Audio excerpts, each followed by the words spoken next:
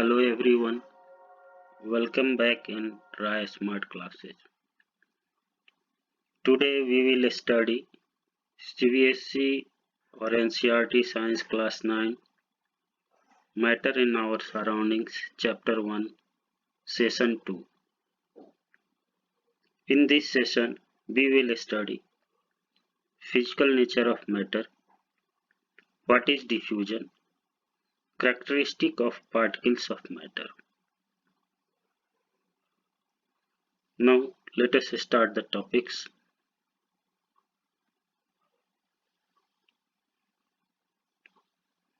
Physical nature of matter. Matter around us. Matter का क्या physical nature होता है उसके बारे में जानते हैं। Everything around us is made of matter. वो हर वस्तु जो हमारे आसपास है वो किससे बना है? मैटर से बना है। Matter can be defined as a substance that occupies space and has mass. Matter क्या है? एक तरह का सब्सटेंस है जो क्या जगह घेरता है और उसमें वजन होता है।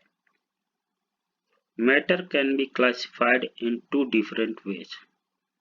मैटर को दो तरीके से क्लासिफाइड कर सकते हैं।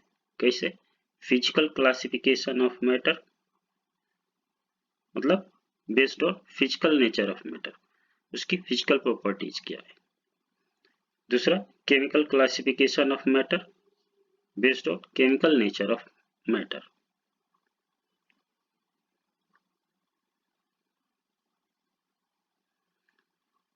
आप राइट डाउन करते जाइए। हर स्लाइड के अंत में 1 मिनट का समय दूंगा, फिर नेक्स्ट स्लाइड पे आगे बढ़ेंगे।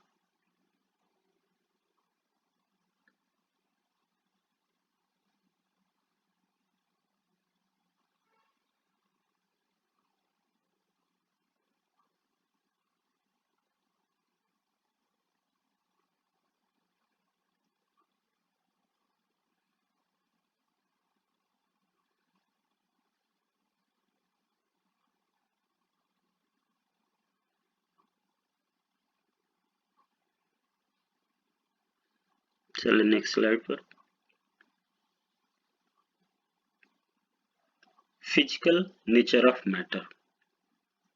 That means a physical property is that aspects of matter that can be observed or measured without changing its nature or composition. Physical properties क्या किसी मैटर का वो एस्पेक्ट्स होता है जो कैसे मेजर करते हैं?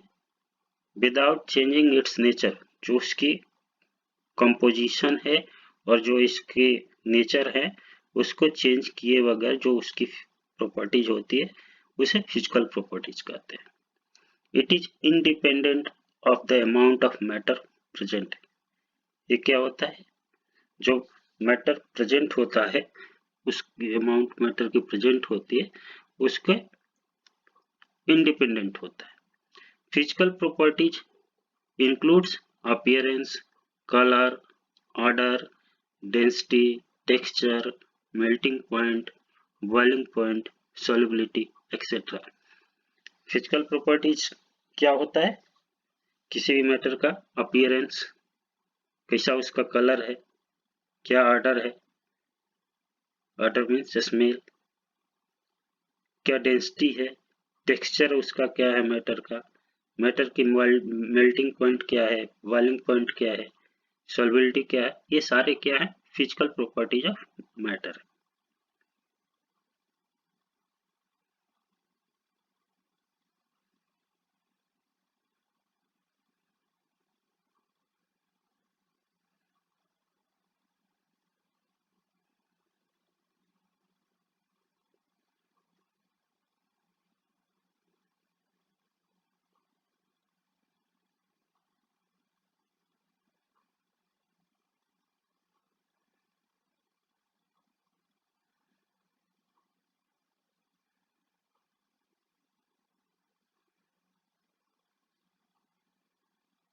नेक्स्ट स्लाइड पे चलते हैं।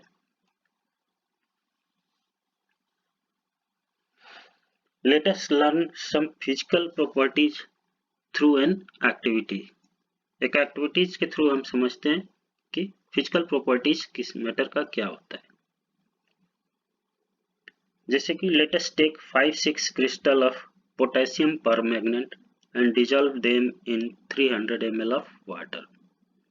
क्या करते हैं, एक बीकर में हम 5-6 क्रिस्टल पोटेशियम परमैंगनेट का लेते हैं और उस बीकर में ऑलरेडी हम 300 ml वाटर लिए रहते हैं, उसमें उसको पोटेशियम परमैंगनेट के जो 5-6 क्रिस्टल लेते हैं उसको डिजोल्व कर लेते हैं। Next, pour out 20 ml of this solution। जो 300 ml वाटर में हमने 5-6 क्रिस्टल डिजोल्व किया, उसमें से हम 20 ml लेके उसको 100 ml pure water present in other beaker, जैसे कि एक दूसरा बीकर लेते हैं उसमें 100 ml वाटर है, उसमें हम जो ऑलरेडी जो 300 ml में पोटेशियम परमैंगनेट के क्रिस्टल मिक्स किए हैं उसमें से 20 ml लेके इसमें मिक्स करते हैं। Repeat the above procedure by taking about 20 ml of above solution or pouring into 100 ml of pure water present in another beaker। वैसे हम कई बार इस 20 ml हम लेके नए 100 ml वाटर में मिक्स करते हैं। Finally last, observe the colour of last solution. क्या हम देखते हैं,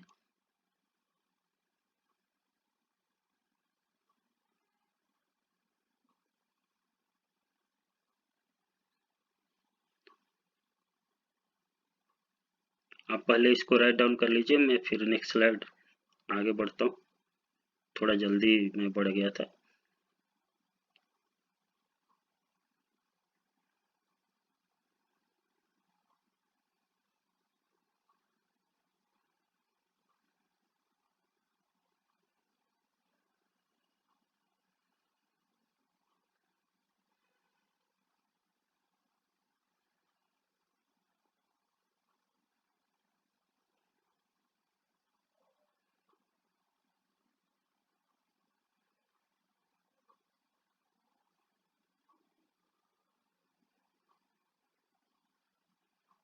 नेक्स्ट स्लाइड पे बढ़ते हैं।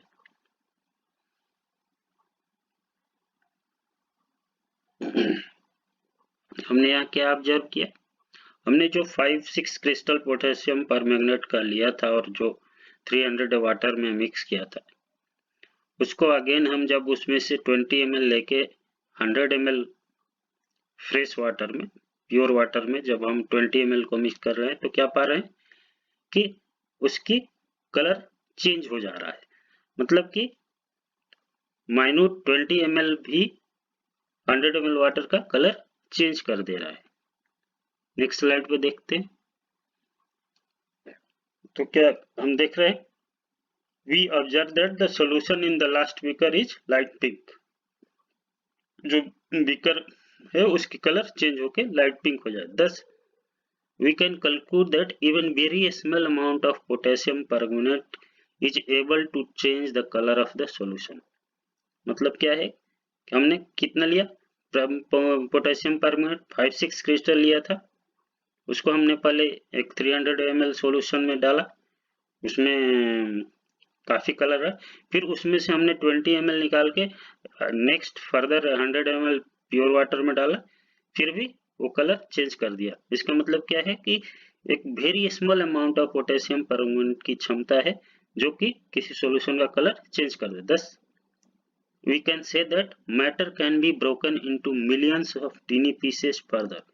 जो मैटर है क्या है, मिलियंस ऑफ टीनी पीसेज में ब्रोकन हो सकता है। This pieces is indestructible in nature. जो ये पीसेज हैं, जो टीनी पीसेज, वो इंडिस्ट्रक्टिबल है।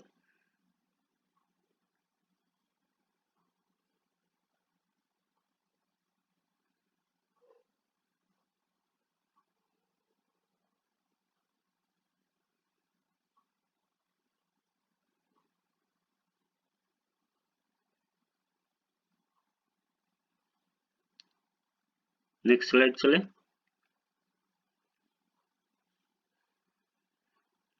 डिफ्यूजन।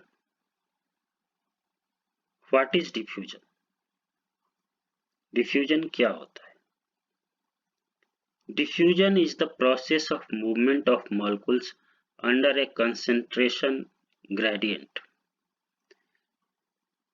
डिफ्यूजन एक प्रोसेस है जिसमें क्या होता है, मॉलिक्यूल की मूवमेंट होती है अंडर ए कंसंट्रेशन ग्रेडियंट। मतलब एक, हम जब कोई छोटा पार्टिकल किसी बड़ी चीज में डालते हैं तो एक मूवमेंट होती है। It is an important process occurring in all living beings. ये ऑल लिविंग बींग्स में अकर होता है। Diffusion helps in the movement of substance in and out the cell. Diffusion क्या है? ये एक किसी भी सब्सटेंस का सेल से इन और आउट दोनों करता है। The molecules move from region of higher concentration to a region of lower concentration until the concentration become throughout। मतलब जो मॉलिक्यूल्स हैं कैसे मूव करता है? जो हायर कंसंट्रेशन से, जिसका कंसंट्रेशन ज्यादा है, उससे लोअर कंसंट्रेशन में, जिसमें जैसे सोल्यूट से सॉल्यूशन, जो सॉल्यूशन है तो जो सॉल्वेंट जैसे सोल्यूट है, मतलब जो छोटे अमाउंट में डाला जाता है उसका कंसंट्रेशन हायर होता है, और जो सॉल्वेंट जिससे कि जो जिसमें हम मिक्सअप करते हैं उसका कंसंट्रेशन लो होता है। तो उसमें तब तक मिक्स होता है जब तक कि थ्रू आउट इक्वल ना हो जाए। Liquid and gases undergo diffusion as the molecules are able to move randomly. Liquid और गैस जो मैटर होते हैं वो उसमें क्या होता है, उसी में डिफ्यूजन होता है, क्योंकि जो उसके मॉलिक्यूल्स होते हैं वो रैंडमली मूव करते हैं। अभी हमने पिछले सेशन में देखा था कि जो इंटरमॉलिक्यूलर स्ट्रक्चर है लिक्विड और गैस का, वहां जो इंटर अरेंजमेंट ऑफ पार्टिकल्स है उसमें जो उनकी उसमें सम गैपेज है। जैसे कि गैस में तो फ्रीली मूव है क्योंकि एक मॉलिक्यूल से दूसरे मॉलिक्यूल के बीच की डिस्टेंस ज्यादा है। लिक्विड में थोड़ा कम है एक मॉलिक्यूल से दूसरे, तो इंटरमॉलिक्यूलर फोर्स ऑफ अट्रैक्शन भी उसमें कम है, और इसी के चलते वो रैंडमली मूव करते हैं।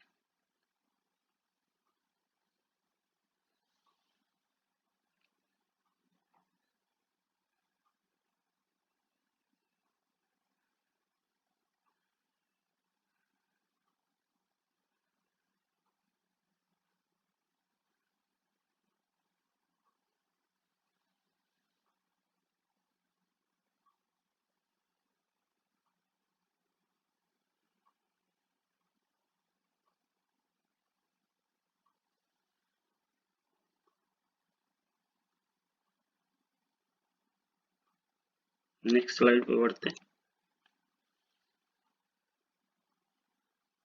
एग्जाम्पल्स देखते हैं। Take a water in a beaker. एक बीकर में हम वाटर, प्योर वाटर लेते हैं। Add a few copper sulphate crystal at one place.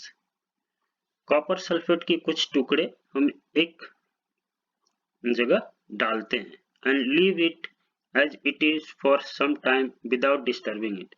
और उस, मैंने कहा ना कि एक बीकर में वाटर लेते हैं, उसमें कुछ कॉपर सल्फेट के क्रिस्टल्स एक प्लेस पे डालते हैं और उसको एज इट इज छोड़ देते हैं सम टाइम के लिए बिना डिस्टर्ब किए।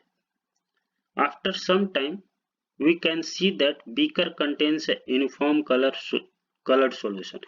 कुछ समय के बाद हम देखते हैं कि जो बीकर में वाटर था, मतलब वो जो वाटर के सॉल्यूशन पूरा एक कलर्ड सॉल्यूशन बन गया, ड्यू टू हमने जो कॉपर सल्फेट डाला वो यूनिफॉर्मली मिक्स हो गया। Here both water and copper sulphate diffuse independently. इसमें क्या हुआ, जो वाटर और कॉपर सल्फेट है वो बिल्कुल इंडिपेंडेंटली डिफ्यूज हो गए। With this experiment, we can infer that solutes moves from higher concentration to the lower concentration in solution। मैंने आपको पहले ही कहा था जो छोटी मात्रा में होता है उसको क्या कहते हैं, सोल्यूट्स, और जो बड़ी मात्रा में होता है वो सॉल्वेंट होता है, और फाइनली दोनों को मिक्स करके जो बनता है उसको सॉल्यूशन बोलते हैं। तो जो सोल्यूट है उसका कंसंट्रेशन ज्यादा था जो सॉल्वेंट वाटर हमने लिया था उसका कंसेंट्रेशन कम था, तो दोनों वाटर मतलब सोल्यूट जो हायर कंसेंट्रेशन था वो सॉल्वेंट में मिक्स होकर लोअर कंसेंट्रेशन सॉल्यूशन यूनिफॉर्म बन गया।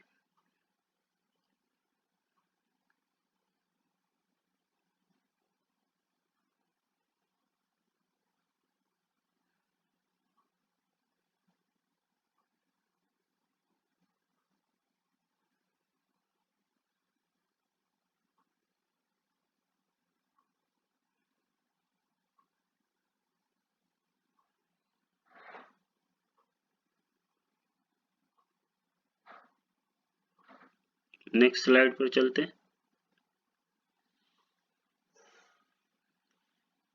अभी हमने आपको बताया था, यहाँ पे देखिए हमने इस बीकर में वाटर लिए थे, प्योर वाटर, और इसमें हमने डाई मॉलिक्यूल जिस कॉपर सल्फेट के कुछ क्रिस्टल्स एक जगह इकट्ठा डाल दिया।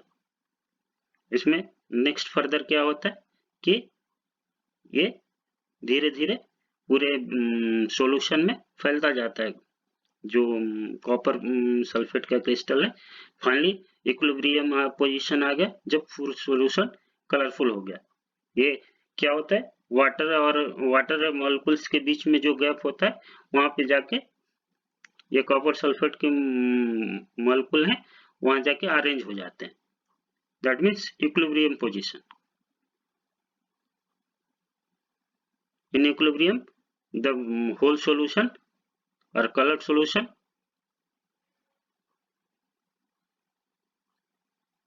चलते हैं next slide. Based on the physical nature of matter there are 3 state of matter. अगर हम फिजिकल नेचर मैटर के देखते हैं तो हम क्या पाते हैं कि मैटर क्या है, 3 तरह का होता है। सॉलिड में क्या होता है, मॉलिक्यूल्स आर टाइटली पैक्ड। जो सॉलिड्स के मॉलिक्यूल्स होते हैं टाइटली पैक्ड होते हैं। They are often hard and rigid. ये क्या होते हैं, हार्ड होते हैं और रिजिड होते हैं। वहीं लिक्विड में क्या होता है, molecules are loosely packed as compared to that of solid. They are take the shape of container. Liquid में जो मॉलिक्यूल्स होते हैं वो लूजली पैक होते हैं कंपेयर टू सॉलिड्स। हमने अपने पहले सेशन में एटॉमिक व्यू और intermolecular structure solid liquid gas का दिखाया था। उसमें हमने दिखाया था कि सॉलिड कैसे टाइटली पैक्ड है, वहीं लिक्विड सॉलिड की अपेक्षा कम टाइटली पैक्ड है, और गैस में बिल्कुल जो मॉलिक्यूल्स हैं एक दूसरे से काफी दूरी पे हैं जिससे कि फ्रीली मूव होते हैं। वही gas molecules of gases are further apart when compare to liquid molecules. अगर हम लिक्विड की कंपेयर करें तो और जो एक मॉलिक्यूल से दूसरे मॉलिक्यूल्स के बीच में डिस्टेंस होती है और ज्यादा होती है।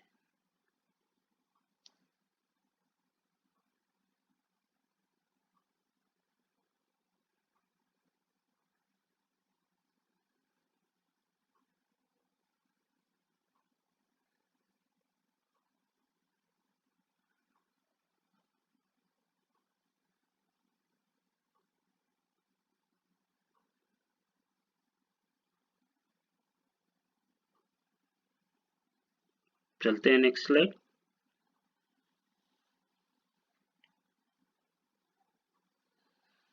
To understand the physical nature of matter, let us take a solid substance like paper and start cutting it again and again. हम और अच्छे तरीके से अगर किसी मैटर का फिजिकल नेचर समझने के लिए एक सॉलिड सब्सटेंस लेते हैं लाइक पेपर और उसको हम कटिंग करते हैं, बार बार कट करते हैं।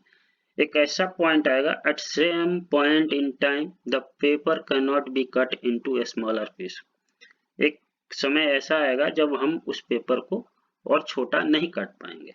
This piece of paper is the smallest particle of paper as of now. अब अभी के लिए वो क्या जो जिसका हम और फर्दर कटिंग नहीं कर सकते वो सबसे स्मॉलेस्ट पार्टिकल ऑफ पेपर होगा। But if we observe the paper pieces further we notice that the paper is made of even smaller particle that are known as atoms. हम अगर उसको गौर से देखें तो ये पाएंगे कि और छोटा पार्टिकल से बना हुआ है, जिसको हम क्या बोलते हैं, एटम्स। हमने फर्स्ट सेशन में ही बोला था कि जो किसी भी मैटर का जो एटम्स होता है वो सबसे टीनी पार्टिकल होता है, building block of all matters होता है। Atoms are the smallest unit of any matter. Atoms जो होता है किसी भी मैटर का स्मॉलेस्ट यूनिट होता है। शुरुआती दौर में हम it was assumed that atom is indivisible. शुरुआती में जब हम साइंटिस्ट थे उन्होंने बोला था कि एटम को अब फर्दर डिवाइड नहीं कर सकते, but after several decades research and study shows that it was discovered that atoms can be divided into smaller particles that are known as electron, neutrons and protons. This is called subatomic particles. कुछ समय के बाद हमारे researcher और उन्होंने पाया कि atoms भी डिवाइड हो सकता है उससे भी छोटे पार्टिकल में, smaller particles that are known as electrons, protons and neutrons. But atoms किसी भी मैटर का सबसे छोटा पार्टिकल होता है।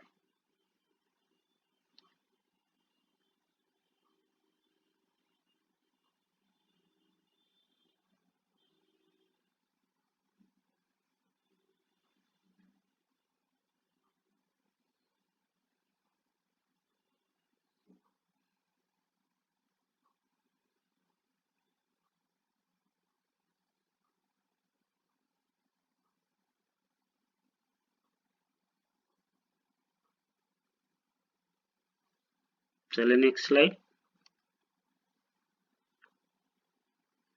Characteristic of particles of matter. जो मैटर की पार्टिकल्स होती हैं उनकी क्या कैरेक्टरिस्टिक है, अब थोड़ा इस पे ध्यान देते हैं। Matter is anything that has mass and occupies space. Matter कुछ भी हो सकता है जिसमें वजन हो और स्पेस घेरता हो। Everything that can be touched, see, hear, taste and also smell is matter. हर वो वस्तु जो इसको हम छू सकते हैं, देख सकते हैं, सुन सकते हैं, टेस्ट कर सकते हैं, इवन दो जो स्मेल कर सकते हैं, वो सारी चीज क्या होता है, मैटर है। It is made of really teeny particles which cannot be seen through the naked eye. Actually जो मैटर बना होता है बहुत ही छोटा पार्टिकल से बना होता है जो हम नेकेड आई से नहीं देख सकते। The particle of which the matter is comprised influence it's and properties. जो मैटर की पार्टिकल्स होते हैं वो क्या comprise, influence the states and properties, physical and chemical properties of matter को कंप्राइज करते हैं, डिसाइड करते हैं।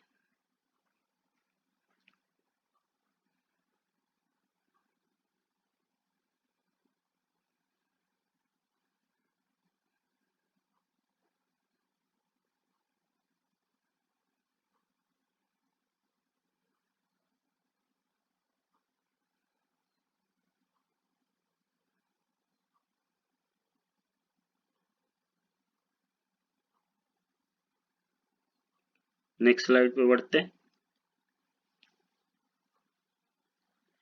First, particles of matter have a space between them. That means जो किसी भी मैटर की जो पार्टिकल्स होती हैं उनके बीच में स्पेस होता है।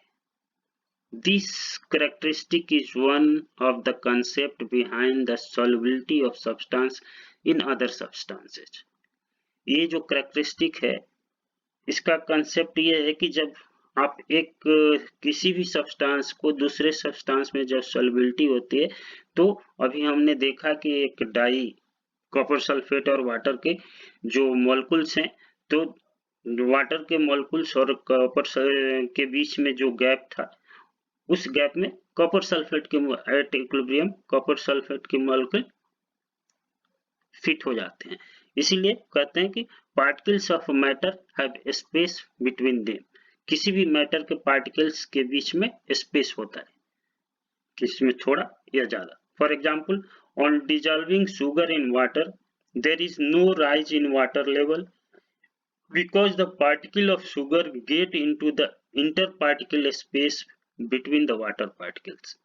अभी हमने कहा ना, जैसे कि हम जब शुगर को वाटर में डिजॉल्व करते हैं तो वाटर का लेवल बढ़ता नहीं है। क्यों नहीं बढ़ता?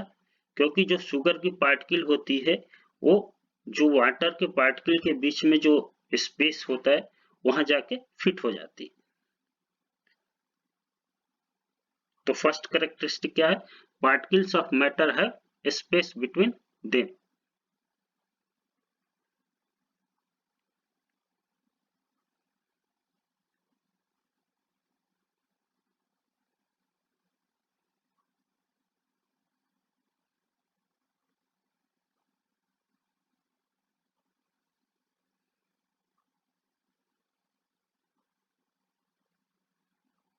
नेक्स्ट स्लाइड पे बढ़ते हैं।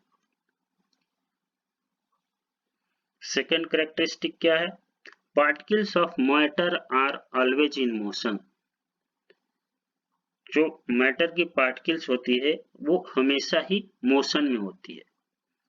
Particles of the matter show continuous random movement due to the kinetic energy they possess. जो मैटर की पार्टिकल्स होती हैं हमेशा ही मूवमेंट होती है, रैंडम मूवमेंट होती है। क्यों? क्योंकि जो उसके अंदर काइनेटिक एनर्जी होती है उसके चलते उसके अंदर मूवमेंट आती है।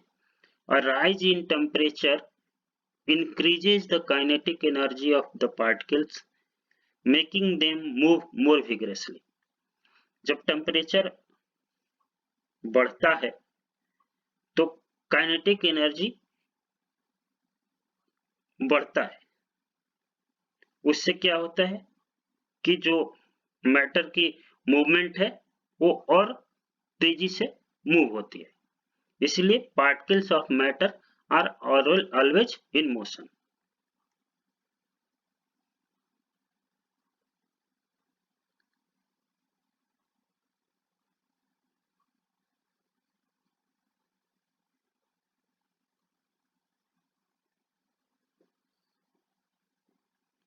Next slide.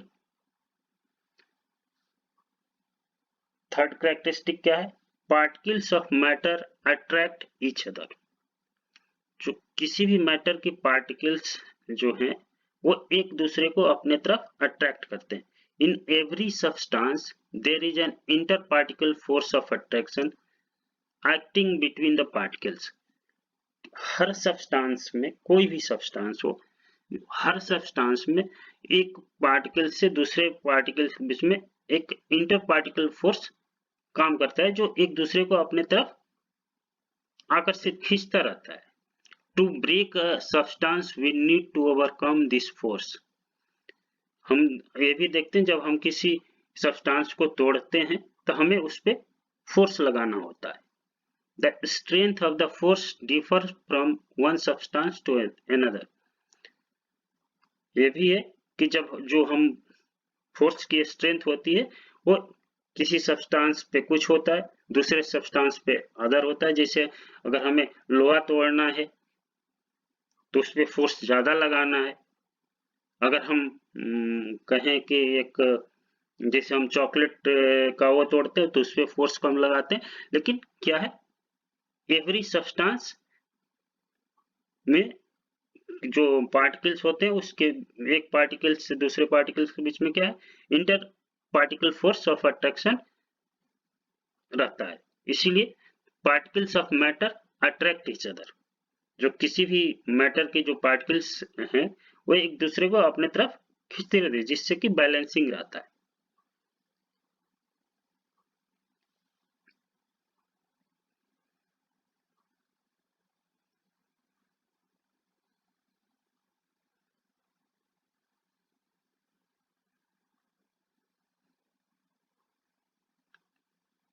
आपने राइट डाउन कर लिया होगा। ये सेशन यहीं समाप्त करते हैं। फर्दर इस चैप्टर में आगे नेक्स्ट सेशन में पढ़ेंगे। और मैं हमेशा ही बार बार कहता हूँ कि आप राइट डाउन करते रहिए। क्योंकि ऑफलाइन प्रैक्टिस करने के लिए नोट्स होना बहुत ज़रूरी है और सिर्फ सुनने से ही आदमी को समझ में आ जाए ऐसा नहीं है। जब ओरली और रिटन अपने प्रैक्टिस करता है तो वो हमेशा ही ज़्यादा अच्छे से समझ में आता है। इसलिए नोट्स ज़रूर बनाइए और मैं बार-बार इसीलिए कहता हूँ कि आप राइट डाउन कर लीजिए। हर स्लाइड में हम कुछ न कुछ आपको टाइम देते हैं जिससे कि आप राइट डाउन कर सकते हैं। तो इस सेशन को यहीं समाप्त करते हैं। नेक्स्ट सेशन में इससे आगे पढ़ेंगे। Thank you.